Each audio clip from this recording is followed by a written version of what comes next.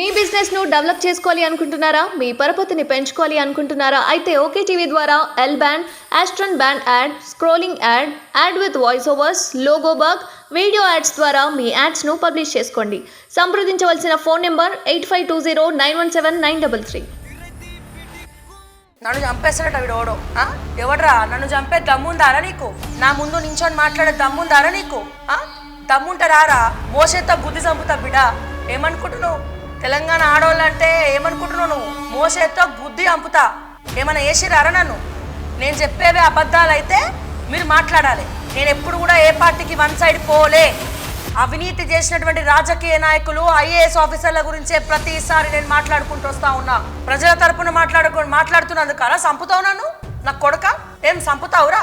నువ్వు రా, అమీర్పేట్లుందిరా నా ఆఫీస్, మూర్తి మ్యాన్షన్ ఉంది పైన, పెంట్ హౌస్. దమ్ముంటారా చూసుకుందాం. దమ్ముంటారా నీకు? నా ముందా కూర్చొని ధైర్యం లేదు? పిరికిపోందా? ఈ పేరు కూడా చక్క పెట్టదా? తెలంగాణ యూత్ పవర్ అట. తెలంగాణ యూత్ పవర్ చంపుదాం అనుకుంటా. అది నీ ఇగో చూడండి, నెక్స్ట్ కమింగ్ డేస్లో చంపుతాడంట. అరే సావుకి భయపడితే నేను ఇట్లా ఉండను రా నాయన. నాకు మస్తు కాల్స్ వచ్చినాయి చంపుతా అంటే. ఏం బిక్తో పిక్కో అన్న నేను. చంపుతావు? ఎడ చంపుతావురా? నీకు నిజంగా దమ్ము ఉంటే బహిరంగంగా వచ్చి చంపు. బహిరంగంగా వచ్చి చంపరా. ప్రజల తరపున మాట్లాడుతున్నందుకు చంపుతావు.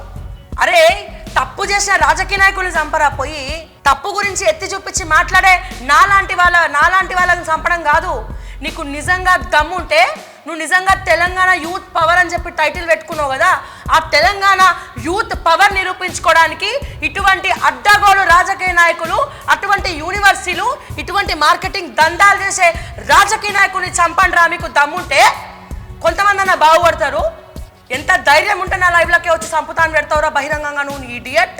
ఏమనుకుంటున్నావు? గాజులు తోడుకొని కూర్చుంటుంది ఆడపిల్ల. ఏం ఆడపిల్లని కాదు.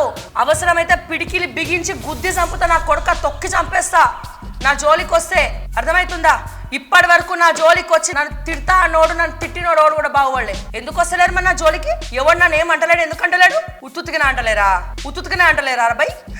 ఏదన్నా ఛానల్లో ఒక వార్త వచ్చిందంటే ఖచ్చితంగా మేము ప్రూఫ్స్ పెట్టుకొని మాట్లాడతాం. ప్రూఫ్స్ లేకుండా మేము మాట్లాడము. ఇన్నిసార్లు ఇన్ని రకాలుగా మాట్లాడినా ఎవడన్నా వచ్చేమని అన్నాడా అబ్బాయి నాకు? వాళ్ళకే దమ్ము లేదు. ఆఫ్టర్ ఆల్ నువ్వెంత అని బతికెంత. గుర్తుపెట్టుకో. చచ్చిపోయే పరిస్థితి వస్తే నేను చెప్తున్నా, సావుకు నేను భయపడా. నా కళ్ళు చూడు, నా పొగరు చూడు, నా ధైర్యం చూడు. చావుకి ఎదురెళ్ళే మనిషిరా నేను చచ్చిపోయే పరిస్థితే వస్తే ఒక 10 మంది ప్రాణాలు కాపాడి చచ్చిపోతా. జీవితాంతం చరిత్రలో మాట్లాడుకోవాలి, పలానా శ్రావ్య ఎస్ చచ్చిపోయింది, 10 మంది కోసం మాట్లాడి చచ్చిపోయింది అన్న పేరు కావాలరా నాకు. సావుదేముందన్నా? 8 ఏళ్ళ పిల్లలు చచ్చిపోతుర్రన్నా మాసివ్ అటాక్లు వచ్చి.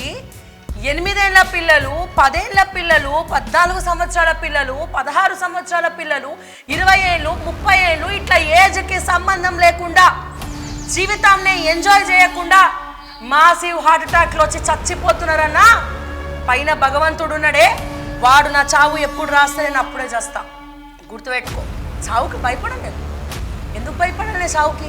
అరే ఈరోజు కాకపోతే రేపు చచ్చిపోతా, రేపు కాకపోతే ఎల్లుండి చచ్చిపోతా. కానీ ఏదో ఒక మంచి పని చేసి చస్తా. రాసి పెట్టుకో, గుర్తు పెట్టుకో. నిజంగా నన్ను చంపి నువ్వు ఆశపడతావు, నువ్వు బాగుపడతావు, ఒక 100 మంది బాగుపడతారు శ్రావ్య నువ్వు చచ్చిపోతే అని చెప్పు. నేనే చావుకి ఎదురెళ్తా, ఖచ్చితంగా చచ్చిపోతా. నువ్వు రాసి నాకు 100 మంది పేద ప్రజలు శ్రావ్య నువ్వు చచ్చిపోతే 100 మందికి న్యాయం జరుగుతుంది అని చెప్పి నువ్వు నాకు చెప్పు. నేనే వచ్చి కత్తి కూడా నీకు ఇచ్చి చంపైరా నా కొడుక అంట. సో దట్ ఈజ్ శ్రావ్య. గుర్తుపెట్టుకో, రాసి పెట్టుకో. చావుకి భయపడేదాన్ని నేను కాను. నాకు తెలుసు, నేను ఫిక్స్ అయిపోయినా. ఎందుకంటే ఈ రోజున రాజకీయ నాయకుల గురించి నేను మాట్లాడుతున్నా. ఏదో ఒక రోజు ఎవడో ఒకడు వచ్చి నన్ను చంపేస్తాడని నాకు తెలుసు. ఈ ఐఏఎస్ ఆఫీసర్ల గురించి మాట్లాడుతున్నా. ఏదో ఒక రోజు ఎవడో ఒకడు వచ్చి నన్ను చంపేస్తాడని నాకు తెలుసు. ఎందుకంటే నాకు ఏ పార్టీ సపోర్ట్ లేదు, ఏ ప్రభుత్వం సపోర్ట్ లేదు. ఇప్పుడు నన్ను ఎవడైనా నేను చేస్తే మీ పబ్లిక్ కూడా వచ్చి నన్ను కాపాడతారని కూడా నాకు నమ్మకం లేదు. కానీ నేను ఏం ఆశించకుండా నా పని నేను చేసుకుంటా పోతున్నా. ఎందుకంటే ఒక్కటే నమ్ముతా, చచ్చిపోయే ముందు ఒక 10 మంది జీవితాల్లో వెలుగుని నింపాలి. ఓకే సరే, అందరు నింపలేరు, అది కాదు. ఎందుకంటే కట్టుబడులు, బంధాలు ఇవన్నీ కూడా ఉంటాయి.